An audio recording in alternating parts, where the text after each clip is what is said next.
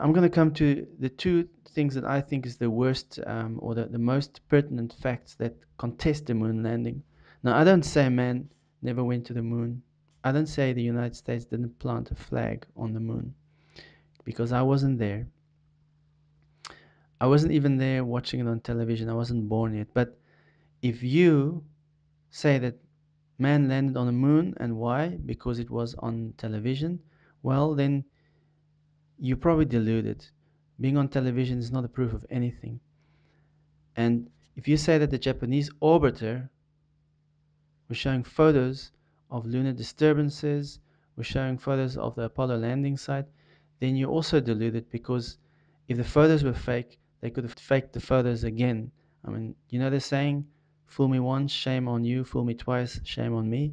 So I don't think, I wouldn't really take those photos of a lunar orbiter too seriously, but they are something. I mean, at least in the past years, people have come up with counter arguments to the conspiracy theories. I mean, for years, NASA just sat back and simply said, anybody who says that we didn't go to the moon, completely crazy.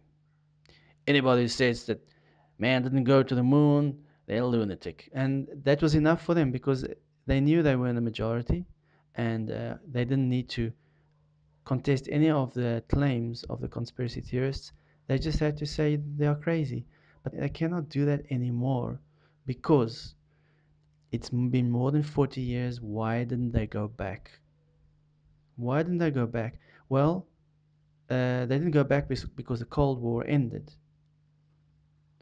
And that's one reason. But still, I mean, why didn't they go back? Okay. So as time goes on, they're starting to plan future lunar missions in like 2020 and 2017, and I'm just like, whoa. If they could do it in 1969, they should surely be able to do it now, much faster, much easier.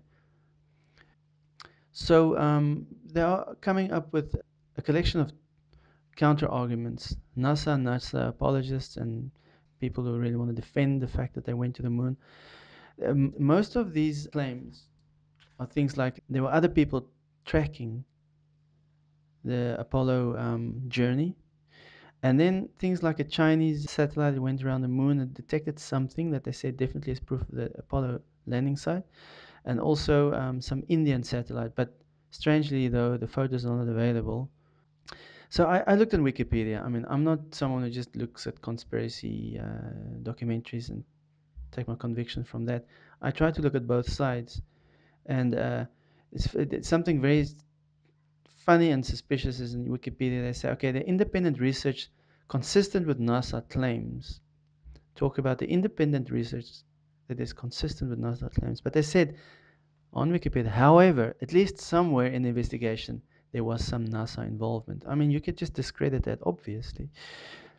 So, okay, but these are the two reasons I feel that for me is the strongest claims or the strongest reasons why I would be incredibly skeptical that they did go to the moon.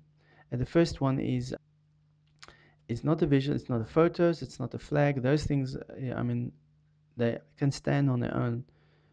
But it's the temperatures on the moon. I mean, the temperatures in the moon on the moon can swing between 250 degrees Fahrenheit and 280 minus 280 degrees Fahrenheit. I mean, it's incredibly cold and incredibly hot. To give you an idea, I mean, 250 degrees Fahrenheit is like 130 degrees Celsius. You can bake a bread in that temperature. So, yeah, so they say the spacesuits were able to resist those temperatures. I don't know if NASA knew in 1969 what the temperatures of the on the moon were, or if they found out subsequently. I don't know. I suppose they knew then, but that's pretty hot, and that's where everything took place. Now you have to think, making cameras work on the temperature. I mean, if they weren't wearing spacesuits, maybe inside the craft, or I mean, it's not just walking with a spacesuit on the moon. That's everything they did on the moon. I mean, even the lunar the lunar vehicles that they were riding. I mean, every piece of it, the battery or the tires and everything.